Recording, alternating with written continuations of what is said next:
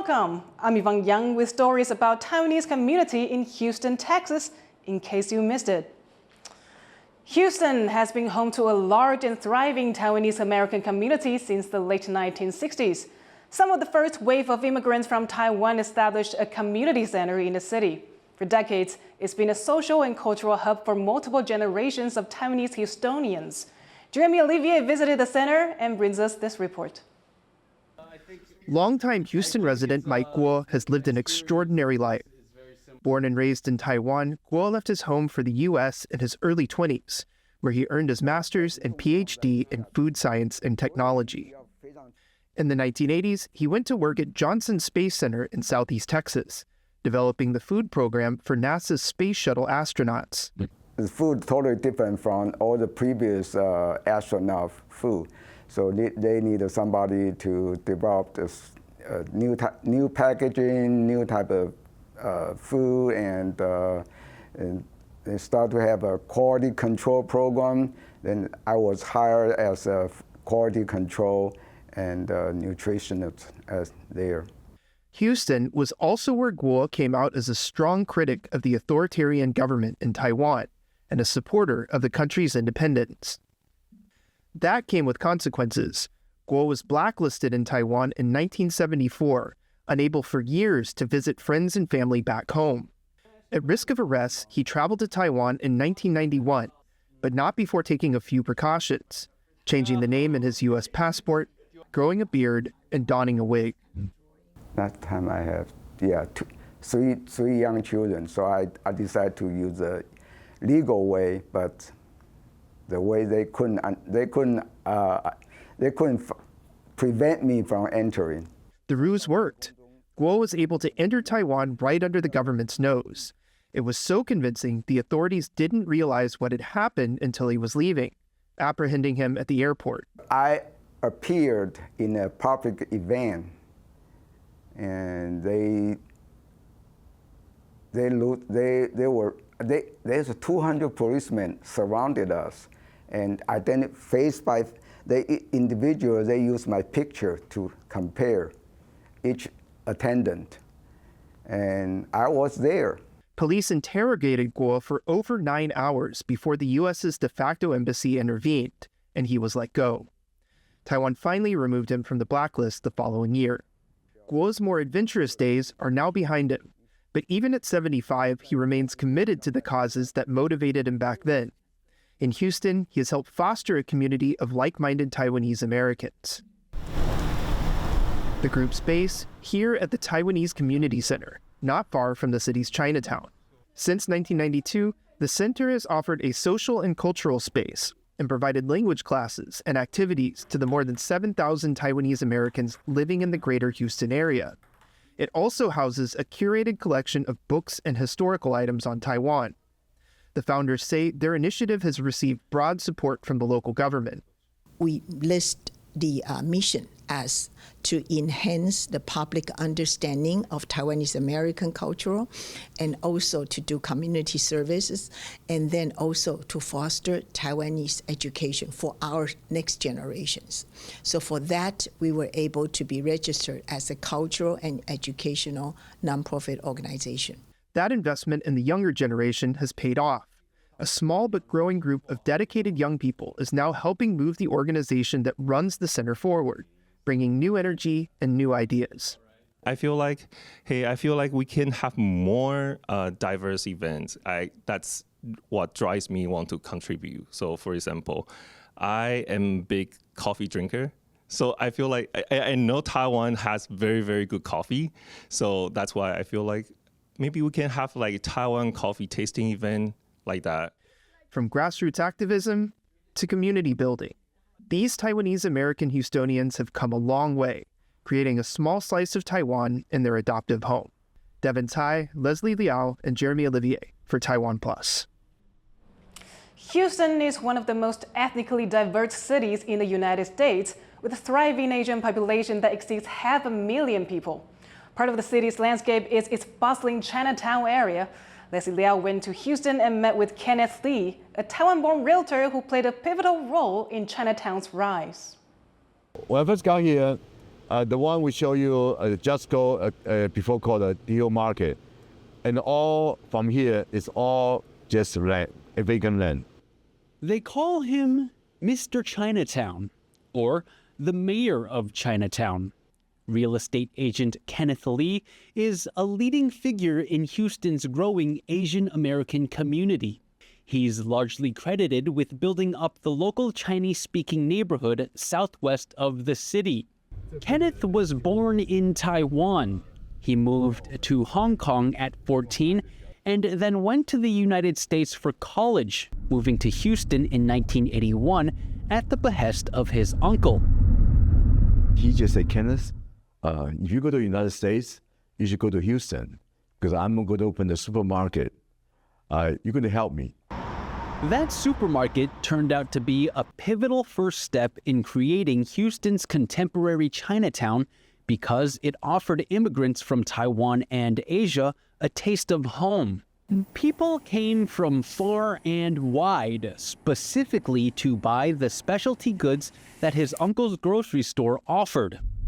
With more people came more business, and Asian enterprises sought to gain a bigger foothold in the city.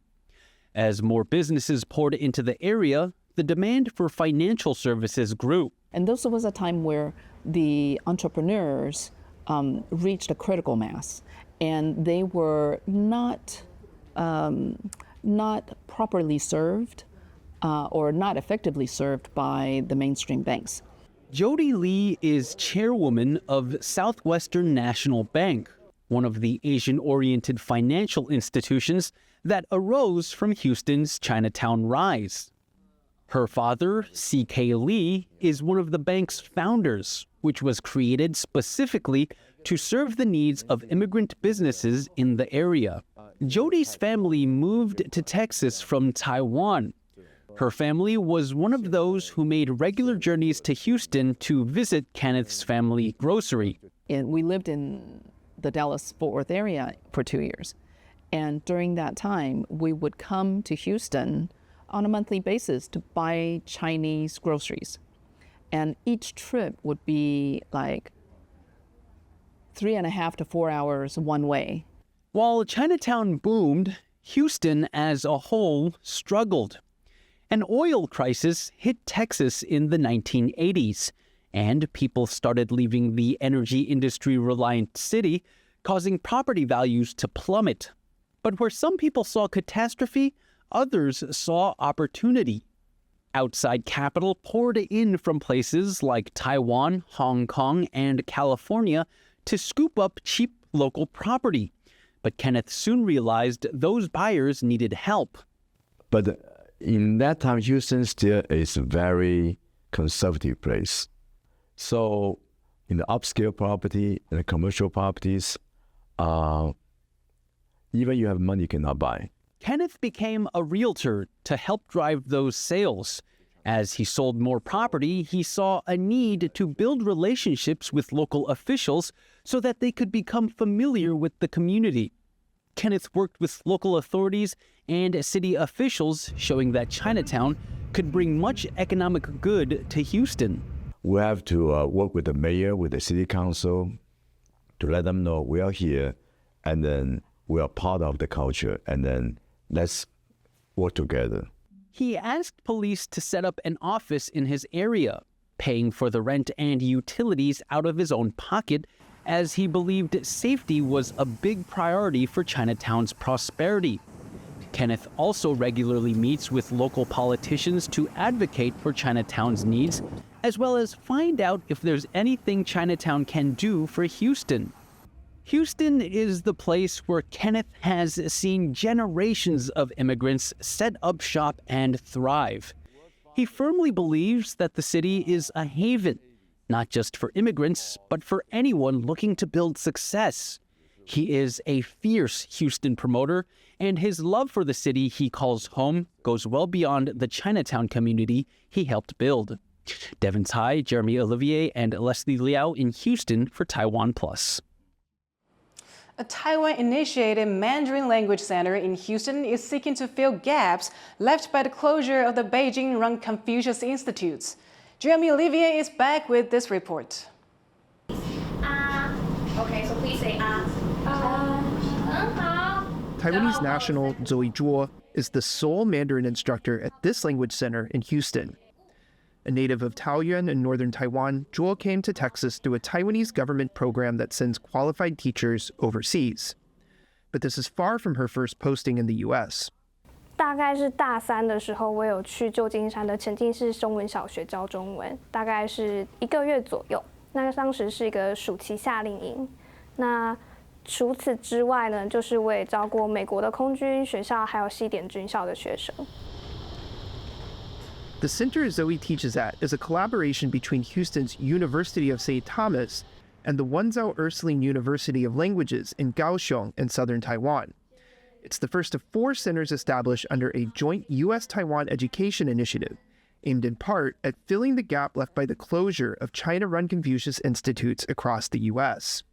Those centers, targeted by the previous 2 U.S. administrations over their ties to the Chinese Communist Party, once numbered around 100, but have dwindled since 2019 to fewer than 5, according to a 2023 government report. The director of St. Thomas's Mandarin Center, Ye Yaoyuan, says Beijing poured significant resources into the Confucius Institutes, something Taiwan has not been able to match. He says the Taiwan-initiated programs have to be practical about what they can achieve. We want to fill the void, but most likely, currently what we're doing is we're trying to supplement to the Mandarin education or Mandarin teaching capacities across the world. Ye says a large part of the center's mission is to bring Mandarin education, not just to St. Thomas students, but to the larger Houston community. To that end, it offers free classes on weekday evenings to anyone interested in learning the language. Still, the courses in Houston are not the center's only focus. Rather, its flagship program, sending students over to Wenzhou University in Kaohsiung for language exchange. Jade Batista and Carla Silva Mendez, both seniors at St. Thomas, were part of the summer 2023 group. They say studying in Taiwan helped them better understand the complex cross-strait relationship, something that may not have been possible had they gone to China instead. Didn't know much of Taiwan or the tension between Taiwan and China going into this program. And so while I was there speaking to people from Taiwan, hearing their side of the story, hearing how they were feeling about it, it made me want to learn more about the conflict, because during this program, I realized I officially wanted to go into international studies. Though still growing, the center is already making a big impact, helping develop language skills and cultural knowledge among a new generation of learners. Devin Tai, Leslie Liao, and Jeremy Olivier in Houston, Texas for TaiwanPlus. Thank you for watching this edition of In Case You Missed It. You can follow us on social media for more stories from Taiwan and around the world. I'm Yvonne Yang. Take care, and I'll see you next time.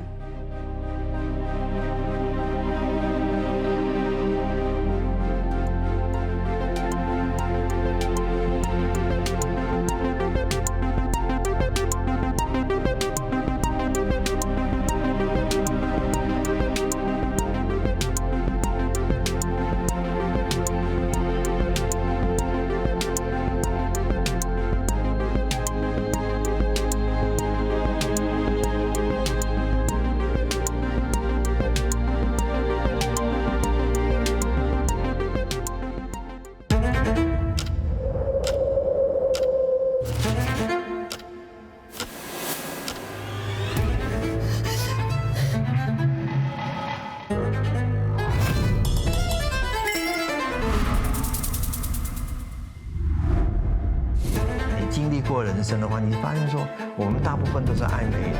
我自己少遇见一朵花，我可能就不是这个样子。开始思考什么叫做一个本土性。大声的唱出来说我是台湾人。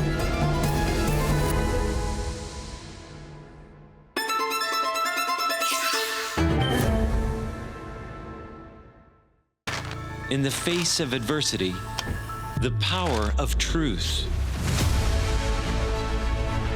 A roadmap for a just and open world, charted by the freest country in Asia. Taipei for TaiwanPlus. TaiwanPlus News, a voice of freedom in Asia.